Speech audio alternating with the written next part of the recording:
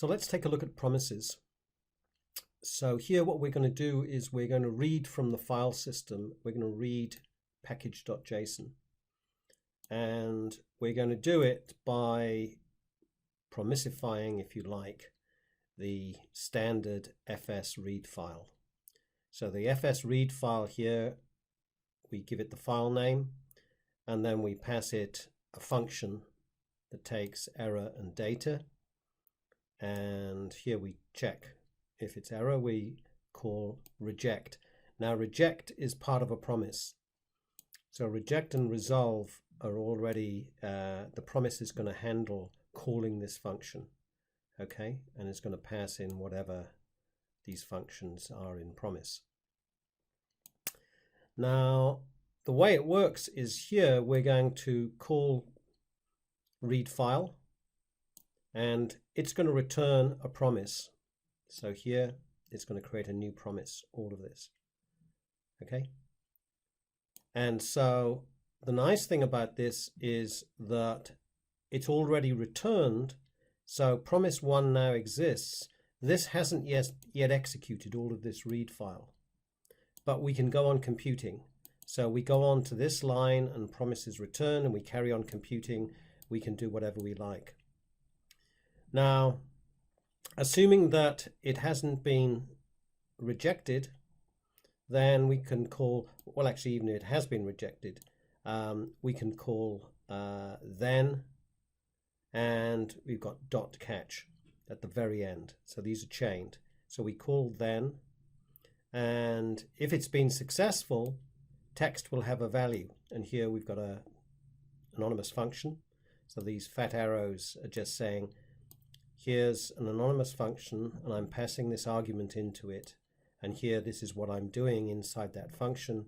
I'm just doing console log and writing out text. So don't be worried about these fat arrows. Same up here. This is just a function. We're passing read file a function as the third argument, file name, then the encoding as an object, and then a function. And we're passing error and data into it, and then we're checking if it's error, we call the, and this is, as I said, part of promise, the reject and the resolve. Okay, so we have no control over those, but we need to call them. And then so what's happening here is that we've now provided a listener for either reject or resolve. The state of the promise will get changed by these. And you have to be careful that resolve on the data, if the data isn't well formatted, that this, just because we've called resolve, doesn't mean that it succeeded. There still may be an error. But the state of the promise will change, and basically then is a listener looking for that change of state. So sometimes they say that a promise emits, it's an emitter, because as soon as it changes state, it emits an event, and now it's resolved itself, if you like, or it's rejected. So it's changed its state and then can be fired. Then is the listener. And so that's how this works. Let's run it. So to do that, we need to bring up, let's have a look here. I've got, so here's my, so I call node and run one.js. Now, there you go. And what it's done is it's run my, so this is the package.json file that I asked it to read. It reads it.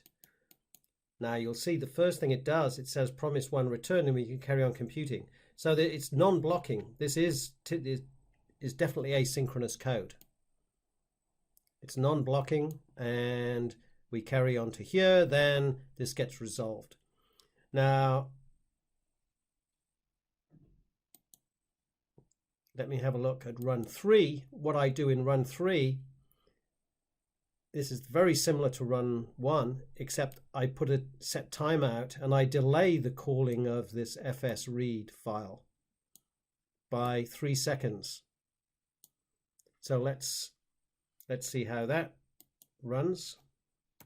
So here we do node run 3.js. So you see it's returned already. The promise 1 is returned, and now later, 3 seconds later, it reads the file. So this is truly asynchronous coding, and these promises are very useful in the way that they allow us to write cleaner asynchronous code. So take a look, if you can, at this example. I'll just scroll up here so you can see the whole thing here. And here I can get rid of this promise 1 just by adding on the .then, chaining it to this. So this will return a promise, and so I can chain that .then onto it. So for example, if I did that, it would look like this. Nearly there. Let's have a look. There. So I can do that. Maybe I'll put that on the next line. There we go. So .then, and then we chain. If this doesn't succeed, we might need to catch the error down here. Okay. So let's just run it where I give it the wrong file name. So let's run this.